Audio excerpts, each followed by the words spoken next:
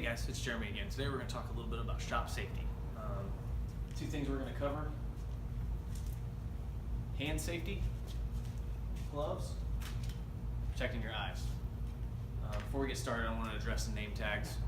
If you have a loose name tag on a lanyard like this, you want to make sure that you either clip it. Sometimes you can clip to your shirt.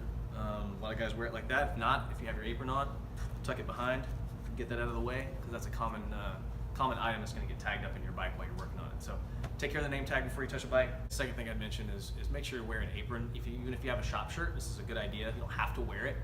If you have something you don't mind getting dirty, like a black shop shirt, but I recommend wearing these anyway because it does offer a level of protection, especially around the waist area, and it keeps your clothes much cleaner. You can take it on and off as needed. Plus you have a place to keep your pens, notepads if you're making notes on work tickets and stuff. So recommend wearing that if you can. First thing we'll talk about is hand safety. So we got two kinds of gloves that you can use in the shop: a light coated rubber glove like this, and a traditional latex. This is actually a thicker latex glove than like the park ones that you can buy through a JMB or QBP. This one's a little bit thicker industrial glove that you can get at Lowe's, Home Depot, anything like that, but it's still latex, just thicker latex. So the areas of the bike that are going to get your hands are the chainring, cassette, the drivetrain area, and the disc brakes. Disc brakes being the most common place that's going to cause hand injuries. First thing I'll mention is none of these gloves. This one is going to offer the most protection. It does have the thicker rubber pad. It does make it harder to work on the bike, however. So not a lot of guys like using these, especially for brake adjustments, because it's very hard to get your hands into those intricate areas to adjust them properly. So you'll still see this type of glove used most often. The benefit to the glove is not just protecting your hands. Yes, it does provide a little bit of protection. This glove, however, neither one of these are really going to protect you if your hand gets caught into a very a tight spot in that rotor with it spinning. Neither one of these are going to do anything.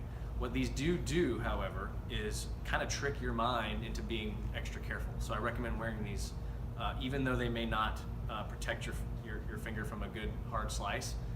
They will keep you safer because you're going to be thinking about protecting your hands when you have these on. When you have a pair of latex gloves on like this, subconsciously you're thinking about your hands because you have a glove on. So wear the gloves.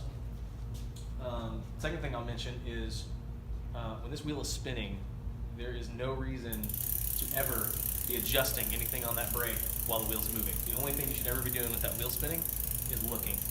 You're looking at the rotor in between the pads. It's the only thing you should ever be doing when the wheel's spinning. Don't ever put your hands anywhere near that wheel while it's moving. All adjustments should be done with the wheel completely stopped. That's the easiest way to make sure your hands stay safe working on a disc brake. So wear the gloves. At least these, they will keep you safer than wearing nothing at all, even though they won't necessarily protect you from a slice. So wear the gloves. The thicker glove like this is still useful when you're doing dirtier jobs, like setting up tubeless wheels where you need to grip that tire and roll it, grab things real hard, doing messy work. A thicker rubber glove can still work well. The other area of the bike where a lot of injuries are pretty common is the drivetrain. Chainring setup, cassette in the back. You want to be extra careful when this thing's moving. If you're spinning the cranks, turning them backwards, especially turning them forwards, make sure your hand is away from the rings or the cassette. This chain can pull your finger up underneath the bottom and roll it up underneath the top, and that chain's going to compress it down. It's very easy to get your fingers injured. So anytime that drivetrain is moving, wheel is spinning, make sure your hand is not touching those drivetrain pieces. Again, wearing the gloves, even though they won't necessarily protect you from a puncture, they will make you think about where you're putting your hands because you have a glove on, and it's big and it's colorful and you can feel it, and subconsciously you're more careful. So you want to watch that. Next thing we're going to cover is eye protection. Anytime you're near this bad boy, you want to make sure you have something on your eyes. If you've got eyeglasses, that's sufficient. If you do not wear eyeglasses, you want to make sure you have eye protection on. Doesn't seem like you need it a lot of the times.